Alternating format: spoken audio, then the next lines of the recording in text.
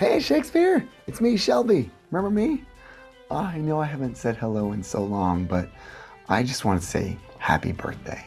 I think of you all the time. Because of you, I make my living doing your plays. And I can admit that because your work is public domain, so I don't have to pay for it. So thank you for that. And I just hope you're doing well. You doth teach the torches to burn bright. And I don't just mean the kind with fire. I mean, that's what they call flashlights in the UK, is torches. You don't know that because you died before electricity. But anyway, I hope you're having a great birthday, and we'll be thinking of you down here and laughing and crying as everyone either gets married or dies. Happy birthday, Shakespeare. Can you believe that I found another friend named Shelby who loves Shakespeare? Come on. You bring people together. What can I say? Well, I have quite a few other friends who would like to wish you a happy birthday, and I will save mine to the very end. See you soon, and enjoy. Okay, so I want to say thank you for writing 12th Night. It's one of my favorite plays, and I want to wish you a happy birthday. I hope you have a great day, just like you are, wherever you are, and I send you much love and lots of hugs. Hey there, happy birthday, William Shakespeare. My greatest memories are bringing his stories to incarcerated men and women in the state of Washington, particularly The Winter's Tale, because it's a story about second chances, hope, redemption, and faith. Hi, Shelby. It's Glenn Shadell. I am coming in from Ringling College of Art and Design in Sarasota, Florida, and I just wanted to wish you a very, very happy Shakespeare's birthday. And oh, hi, Will. Well, hi. Happy birthday. Oh, thanks, Glenn. Did you know I was going to be 458 years old this month? I did know that, and that's really impressive. Yeah, really good. It is good, and you look amazing. You look really, really great. Oh, thank you. So anyway, Will and I just wanted to call and say hi and happy Shakespeare's birthday, and lots of love to you, and I'm sure I'll talk to you soon. Have a great one. Bye. Hello. I'm recording this because Shelby asked me, and I also love Shakespeare, and I haven't thought about it in a long time. It was one of my first acting jobs, growing up in a small town in northern Michigan. I was cast as Mustard in Love's Labour's Lost and Puck in Midsummer Night's Dream, and then would go on to do different roles in college and studied First Folio, which I found to be an incredible resource and unlocked the language in a new way.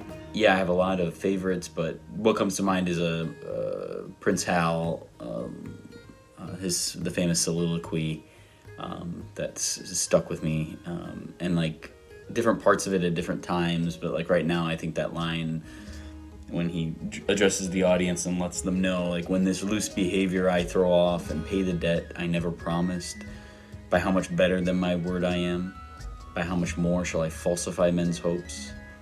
And then I love like bright metal on the sullen ground, my reformation glittering o'er my fault shall show more goodly and attract more eyes than that which hath no foil to set it off.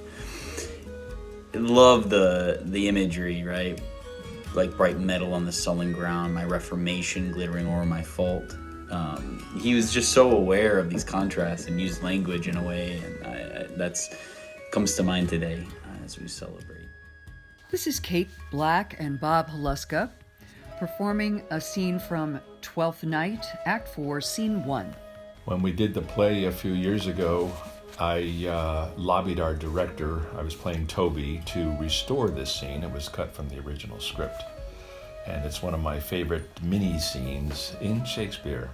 Come, sir, I will not let you go.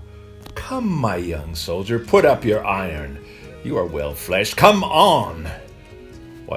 What? Nay, then, I must have an ounce or two of this malapert blood from you. Hold, Toby! On thy life I charge thee, hold! Madam? Will it ever be thus? Ungracious wretch, fit for the mountains and the barbarous caves where manners ne'er were preached. Out of my sight. Be not offended, dear Cesario. Rudesby, be gone. Happy birthday, Will. Hello, Will, and say hi to Hamlet. Hamlet. I'm a quarter Dane, and he just seems to me a little angsty. Maybe we could introduce him to some of the modern Danes. They're much happier now these days. Maybe even write an alternative happy ending. Ophelia gets some mental health services. Laertes is in an anger management program. Claudius clearly needs a murderers recovery group. Well, I expect you don't want to change it. And also that to be or not to be. My age, I really don't like to think about that one. I'm willing to suffer those slings and arrows. There are a lot worse things out there that could happen. Well, overall, good lines, good plot, decent show, and all in all, I hope it outlasts the stuff of that upstart Sophocles. Happy birthday, Will. So, for Shakespeare's birthday, I wanted to talk about how amazingly relatable Shakespeare is and has been. Since I was a little kid, Shakespeare has been someone I've been aware of.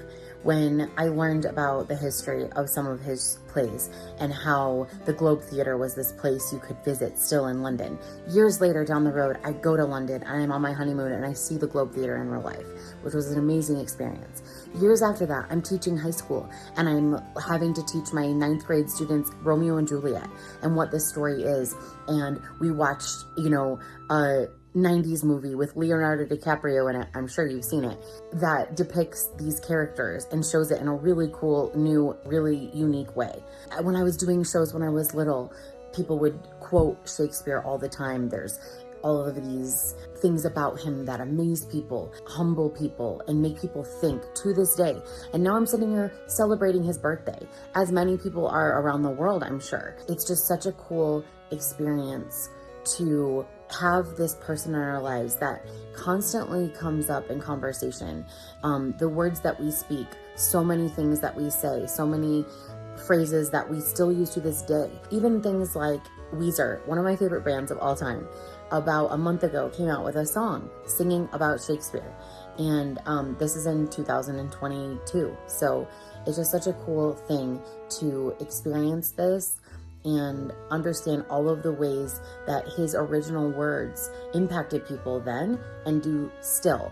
And sometimes I wonder with people like this, did they ever think, this is gonna be big, hundreds of years from now? I have a feeling Shakespeare didn't have a lot of idea what it would actually mean to people still to this day, and all of the ways that his words and characters impact society still.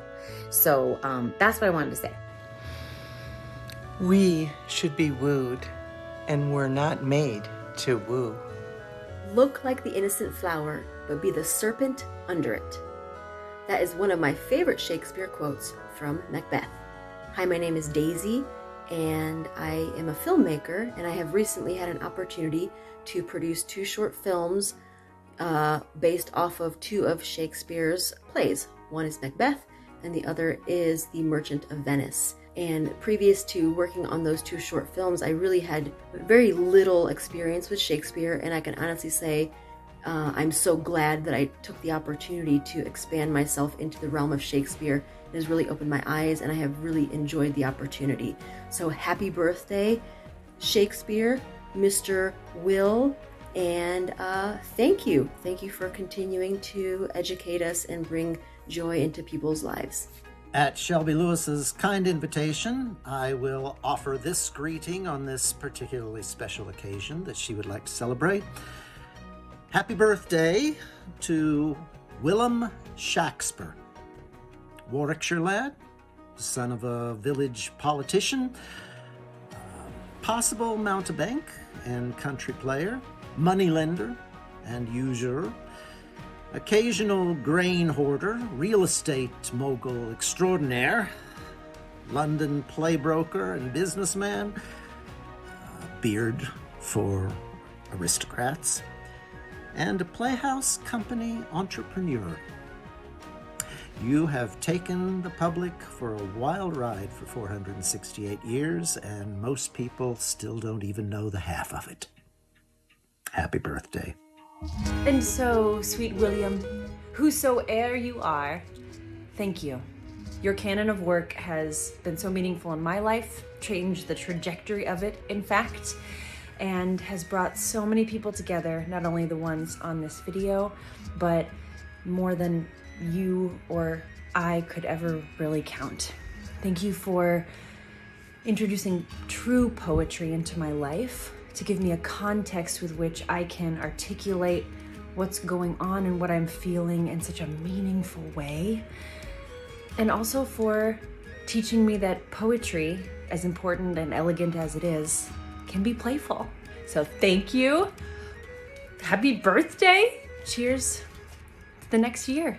The quote that I'm going to take with me for your next birthday year is one from my favorite play of yours, The Winter's Tale. It is required you do awake your faith. I have a lot of big dreams that I'm going for this year, and that quote and so many others, let alone memories and other experiences that were shared, will be a partner on that journey. Thank you for writing it. So happy birthday, and cheers to the next full year to see what other impact your work can have on my life, on all of my friends' lives, and the world.